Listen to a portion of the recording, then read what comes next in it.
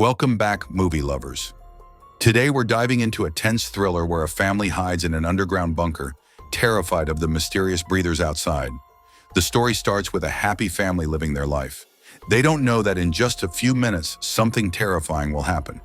While the husband and wife talk, they suddenly hear screams from outside. They leave the house and see chaos outside. People are fleeing their homes like something big is coming. Jason and Beth notice their neighbors are scared and quickly packing up. Jason asks the neighbor why they're leaving, but they're in such a rush they don't answer. Then they see the neighbor's son packing his things. Jason asks the boy where he's going. The boy says his dad's friend, a government officer, warned them a dangerous virus is spreading, turning people into monsters. The boy's mother arrives and pulls him away. Jason asks her about the virus. She says there's no time to explain. She tells them to take their wife and daughter and get far from the city. Hearing this, Jason and Beth are terrified. Jason quickly gets his family into the car to leave the city. On the way, they see neighbors who were fleeing now returning. This feels even stranger. Then they get stuck in traffic. When Jason and his family get out of the car, they see the city's only exit is blocked by police. Helicopters patrol the sky. People are told a deadly virus has spread in the city, yet to return home. Jason finds it odd. If the virus is in the city, why are they told to stay instead of leaving? Suddenly, a large rock falls from a nearby mountain onto their car. Scared, they notice the mountain shaking. Two military fighter jets appear from behind the mountain heading toward the city. They drop bombs, turning the city to ashes. Beth realizes if they had followed the police and gone home, they'd be dead. The jets start moving toward the people on the road. Everyone panics, understanding the government wants to kill them. People run in all directions to survive. But Jason and Beth know the jets will find them wherever they go. Beth spots a school on the mountain and thinks it's a good place to hide. Jason, Beth, and their daughter Zoe climb toward the school. The jets bomb the people on the bridge. They reach the school quickly and find a tunnel. Just seconds before a bomb explodes, they enter it. As the bunker door closes, a huge explosion happens above. Luckily, they're safe inside the bunker, but they wonder what kind of virus would make the government kill everyone in the city. They can't understand it. They only know to stay quiet in the bunker to survive. The problem is how long they can stay and what they'll eat and drink. Luckily, there's a lot of expired food, enough for 3 people for a while. Beth worries about Zoe. If she gets sick, what will they do? Beth also got hurt closing the door, getting a deep wound. They worry someone might have attacked them. But now isn't the time to think about it. They need to secure the bunker so no one can open the door above. Jason locks the bunker door with an iron chain and decides they must hide and live here. Living underground isn't easy. Same food every day, muddy water to drink, and they play cards to pass time. They're completely cut off from the outside world. After many days, they're tired of the bunker, but going up means death. This life feels like the end of the world to Jason's family. Zoe asks her dad how long they'll stay. Jason has no answer. He tells her they'll leave when the virus is gone. He covers her eyes and helps her imagine the outside world. Days turn into months. They don't realize they've spent over 300 days in the bunker waiting. Zoe looks outside through her mom's periscope. Everything is destroyed, like the world burned to ashes. No humans are visible. The little girl thinks they might be the last survivors. Her mom comforts her, saying her friends might be hiding like them. It's night and time for dinner. They have little food left, so they eat sparingly. Zoe insists on a whole can. When she opens it, the can is empty. There's a small hole in the back. Maybe something stole the food. Beth checks the other 12 boxes. All are empty. She's upset, as this was their 2-week supply. Beth looks at the ventilation grate and guesses a rat took the food. She says they must kill it or it'll ruin all their food. Seeing her sad face, Jason comforts her not to worry about small things. If food runs out, he'll go up and get more. The next day, while Zoe plays blocks with her mom, she hears a noise. Zoe turns and sees a rat stealing food again. Before it escapes, Zoe calls her parents. They're determined to kill it. Jason grabs a knife in anger to cut the rat to pieces, but the rat is too fast. It dodges Jason's attack and knocks a lantern off the table. As it reaches its hole, Beth slaps it and kills it. They celebrate the rat's death, but the lantern's fire grows. Jason tries to close it, but it's too hot, burning his hand. The lantern's glass breaks and the table catches fire. Beth tries to smother the fire with a curtain. Jason grabs half a bucket of water from the tap and douses the fire. They put it out, but the danger isn't over. The smoke fills the bunker and escapes through the ventilation grate. They're scared because the smoke reveals their hideout. Everyone holds their breath. Jason hopes the night's darkness hides the smoke. They stay awake all night in fear. The next morning they check the periscope and are shocked. Smoke clouds are outside. Their worry grows. They're sure their hideout is exposed. Beth says if smoke rose, there must be ashes nearby that could lead to their bunker. They need to clean the ashes. Jason and Beth decide to go out and clean. Before leaving, Jason makes Zoe promise not to leave no matter what. After her promise, they open the door. They listen for sounds outside. When sure it's clear, they open the bunker door and leave. Zoe stays alone inside, waiting. After a long wait, her parents don't return. She climbs a stool and looks through the binoculars. She sees her parents hiding the door, but then Zoe sees something that stops her breath. A black shadow moves toward them in the distance. She shouts for her dad to look behind, but they're too far to hear. Forgetting her fear, Zoe climbs the stairs and leaves the bunker. Outside, she realizes her parents are gone. She calls for them and someone grabs her face from behind. It's her mother. Seconds later, a herd of wild deer rushes by. Though they survive, the deer scare them. The deer were fleeing something dangerous. They realize the danger and rush back to the bunker.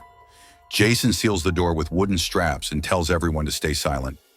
They hear footsteps above, like someone approaching the bunker door. The steps circle for minutes. The three quietly move away from the door to hide. If someone opens it, they won't be seen. Zoe cries in fear. Beth silences her, saying any sound could end everything. They keep moving away from the door to stay hidden. But Zoe picks up her doll and its rope catches on a screw. The screw loosens and Jason and Beth panic. The rope is tied to the doll's voice switch.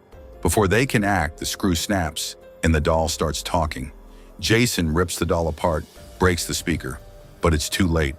The thing above hears them and knows they're there. A loud bang comes from above, followed by heavy pounding. It's found their hideout and tries to open it. It pushes the bunker lid hard. Despite the chains, the danger's clear. The thing knows someone's below. Though the door is chained, its force breaks the chains one by one. Jason realizes the door won't hold. He runs inside and rips out the water pump pipe. Beth bravely climbs the stairs and pulls the chain using her body weight to keep the door shut. But the iron lid slowly opens. A black shadow appears above, with eyes glowing like bulbs, like death watching them. Jason attacks it with the pipe without thinking. It falls back. Jason jams the pipe in the door and closes it. The thing flees, but Jason's body shakes. He never imagined the outside world had not only ruthless soldiers, but also dangerous creatures. The family huddles sadly by the stairs. Their hideout is exposed. An attack could come anytime. They realize this time one came, but next time there'll be more, and they won't stand a chance. Suddenly, the closet starts moving. Jason and Beth know it called its friends. Fast footsteps echo above like thousands of creatures running over them. They gather at the bunker door. Jason, Beth, and Zoe tremble in fear. Then a powerful attack begins. This time it's much stronger. The iron door breaks and falls. Many glowing eyes appear at the door. The family runs, but the creatures follow.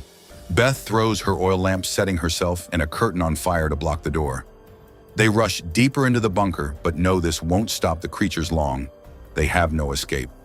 Zoe spots a ventilation opening in the ground. Jason breaks it open and pushes Beth and Zoe out with all his strength.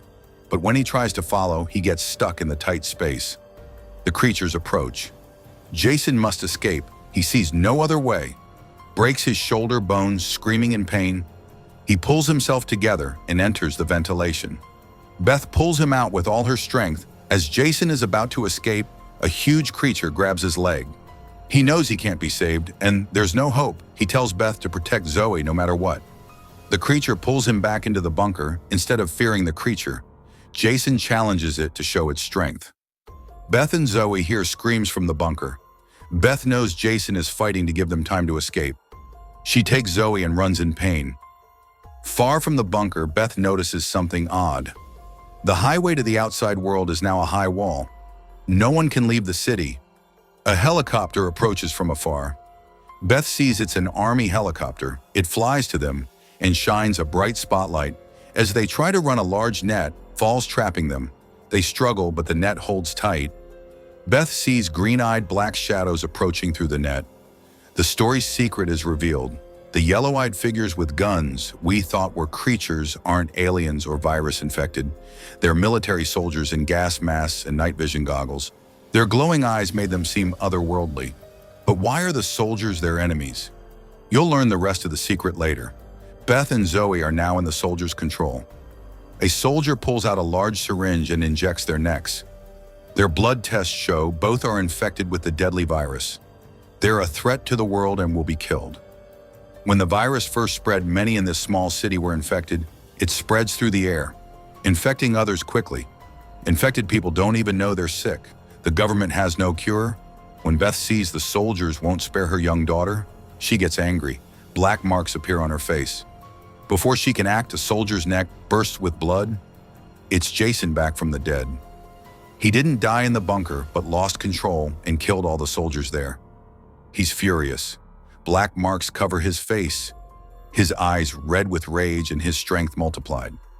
He's not the old Jason. He attacks the soldiers, killing them but can't stop their bullets and falls. As the soldiers approach Beth and Zoe, they break free from the net. Beth hides Zoe in a car and fights the soldiers alone. She kills several but is shot and falls onto the car's roof. Zoe, hidden in the dark, sees everything in rage. She jumps, a soldier breaks his mask and nearly kills him. Beth stops her in time. She doesn't want Zoe to become a monster. Beth calms her. Slowly, the green veins on Zoe's face fade, and she becomes human again. But the soldier's fate isn't good. His mask is broken, and he slowly gets infected. Jason's condition is critical. He looks at Zoe and closes his eyes forever. Another helicopter arrives. Beth grabs Zoe and runs. They pass through a garbage pile and enter a tunnel. A light hits Beth's eyes. It's the neighbor's boy from the story's start.